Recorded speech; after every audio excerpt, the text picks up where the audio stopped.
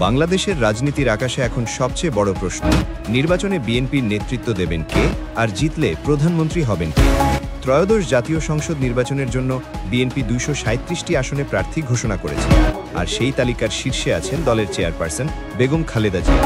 শারীরিকভাবে অসুস্থ, চিকিৎসাধীন, তবুও দলের প্রতীকীয় বাস্তব নেতৃত্বের জায়গায় এখনও তিনি লড়ছেন বগুড়া ৭, দিনাজপুর ৩ ও ফেনী ১ আসন।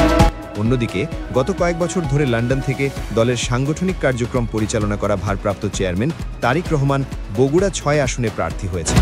রাজনীতিতে তার এটি প্রথম আনুষ্ঠানিক অংশগ্রহণ, কিন্তু তিনি এখনও দেশে ফিরবেন কবে তা নিশ্চিত করে বলতে পারেননি কেউ। যদিও দলের স্থায়ী কমিটির সদস্য সালাহুদ্দিন আহমেদ আশাবাদী নভেম্বরেই দেশে ফিরবেন তারেক রহমান। রাজনৈতিক বিশ্লেষকদের মতে খালেদা জিয়াকে ৩টি আসনে প্রার্থী করা বিএনপির একটি কৌশলগত পদক্ষেপ। এর মাধ্যমে তারা দেখাতে চায় তিনি এখনও দলের প্রাণ, এখনও জনগণের আশার পথে। তবে নেতৃত্বের বাস্তব ভার যে তারেক রহমানের হাতেই, সেটিও অস্বীকার করার সুযোগ নেই। অনেকেই মনে করেন বিএনপি যদি এই নির্বাচনে জয়লাভ করে, সরকার গঠনের নেতৃত্বে থাকবেন তারেক রহমানই। ২০০৭ সালের সেনা সমর্থিত তত্ত্বাবধায়ক সরকারের সময় কারাবাস, মামলার জট আর দীর্ঘ প্রবাস জীবনের পরও তারেক রহমান এখন দলের সিদ্ধান্তের কেন্দ্রবিন্দু।